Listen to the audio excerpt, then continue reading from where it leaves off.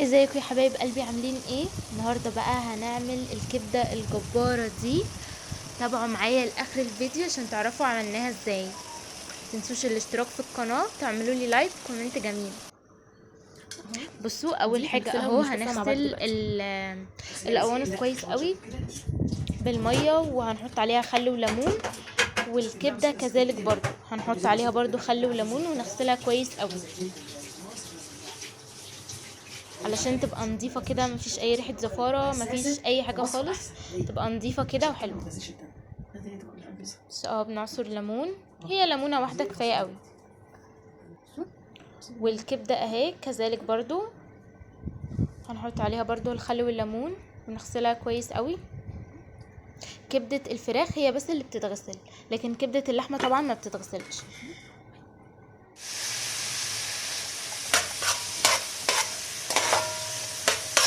هنشوح بقى البصل دلوقتي اهو، هنسيبه لحد ما يتكرمل كده او ياخد لون كده يكون ذهبي حلو قوي، علشان طبعا ننزل فيه بقى القوانص اهو. هنسيبه بقى نقلبه بس تقليبه كده حلوه، بعدين هنسيبه بقى على النار اهو. بصوا جميل جدا تحفه. هنسيبه بقى كده يتكرمل مع نفسه شويه، وبعدين احنا مجهزين اهو الكبد والقوانص. هنحطها هنا على جنب اهي علشان ننزلها على طول ونعينها في الخل والليمون، وغسلينها كويس جدا جدا ومنضفين منها كل حاجه. طبعا عاملين برضو دقه كمان اهي، شوف ده توم كده بخل وتوابل. ودي هريسه شطه انا عاملاها تحفه، احطها عليها عشان تشطشطها كده شويه. طبعا هنجهز الفلفل ونقطعه عقبال ما البصله تجهز. بصوا تحفه تحفه. هقشر الفلفل الاخضر، هقطعه قصدي، وهنسيب بقى دي تتكرمل كده شويه مع بعضها، واقلبها كل شويه وارجع لكم تاني واحنا بننزل الكبد والقوانص.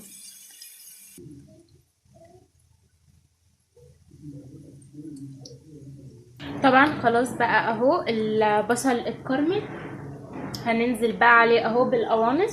بصوا غسلينها ونضيفه كويسه قوي. هننزل بقى كده شوف تحفه. وطبعا هي ما نحطش ايدام كتير قوي علشان هي بتنزل اوريدي الايدام بتاعها. بصوا طبعا لو عايزين تكتروا البصل اكتر من كده كتروا. انا حاطه بصلتين ونسبه ايدام قليله، مش حاطه ايدام كتير. اوكي بصوا هنسيبهم بقى كده ايه يتشوحوا مع بعضهم. بس انا طبعا هل هسيبهم كده؟ لا طبعا، هحط التركات بقى بتاعتي. هحط ايه بقى؟ طبعا الدقه اللي انا قلت لكم عليها اهي. بصوا هحط منها ايه، هحط منها شويه كده. بصوا تحفه. احط منها شويه، كل شويه افضل احط منها كده ايه شويه صغيرين. بجد نفسي تشموا الريحه خطيره. وطبعا ده كمان اهو هحط منه برضو يعني شويه حلوين كده عشان يشطشطوها لي شويه. بصوا اهو الفلفل ده، طبعا الفلفل الاحمر ده مشطشط جدا جدا جدا يعني. وبصوا كمان هيدي لون احمر معايا كده. طبعا احنا برضو غاسلين الكبده كمان وحطينا على جنب زي ما وريتكم في اول الفيديو كده.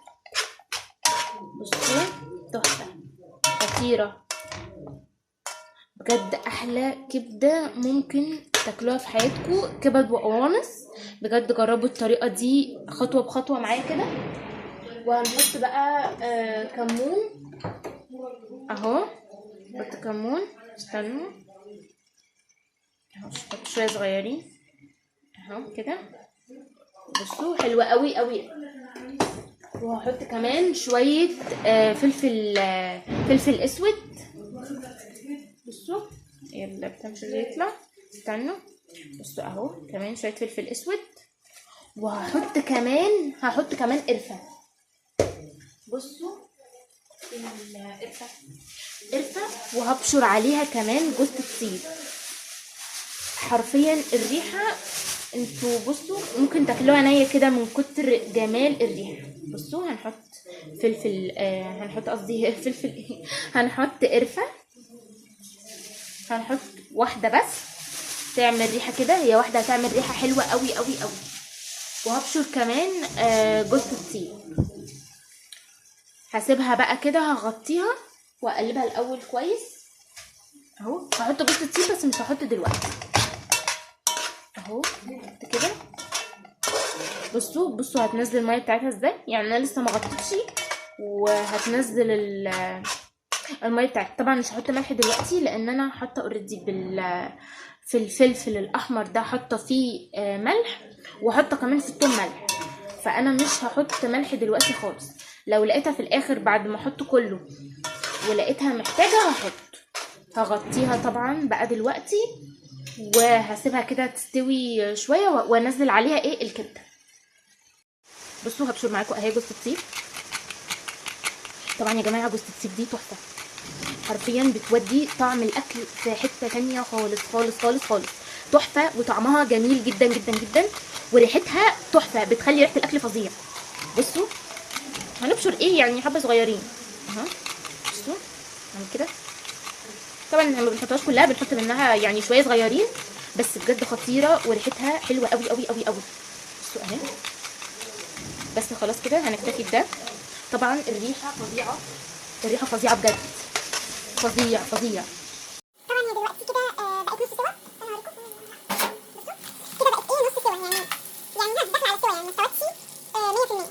هنحط بقى الفلفل، وانا زودت زودت قرفه. طبعا حطينا الجوز الطيب والقرفه، حطينا كل الحاجات دي، بس لحد دلوقتي احنا ما حطيناش ملح. هي دلوقتي نص سوا. هننزل بقى شويه من الفلفل اللي احنا مقطعينه. طبعا عايزه تحطي فلفل حامي حطي، بس انا حاطه في الدقه. بصوا هحط شويه دلوقتي وهحط شويه برده في الاخر عشان يبقى يعني يبقى معانا حلو كده، ما يبقاش ما يتهريش يعني من واحنا بنسويه كده. بصوا اهو خطير، الالوان تحفه. طبعا احنا نوصل لكم بجد الريحه خطيره بجد. كان نفسي تبقوا هنا، الجيران اشتكت من الريحه، جايين يقولوا لنا ايه اللي عندكم ده، من كتر ما الريحه طالعه تحفه وجميله جدا جدا جدا. طبعا ريحه القرفه لا غنى عنها، والثوم والخل والحاجات دي كلها والبصل. بصوا طبعا اهم حاجه ارضيه الصينيه كده تبقى، بصوا تبقى نظيفه. تبقى نظيفه ازاي؟ ده طبعا من التقليب المستمر، وانا قلت ان هي هتنزل الايدام بتاعها. بصوا اهو الايدام. هنسيبها بقى كده كمان 10 دقايق، وهننزل بقى بالكبده اللي احنا عاملينها. ماشي 10 دقايق وهتبقى. وطبعا حان الان موعد الكبده اللي احنا هنحطها اهو كده. بصوا خلاص بقى دي اهي اخر مرحله خالص. هنحط الكبده. بصوا وهنحط عندنا كمان كبده بقري، هنحط كمان الكبده اهي، وهنقلب كله في بعض. الكبد بقى مع القوانص اهو. بصوا الجمال والحلاوه.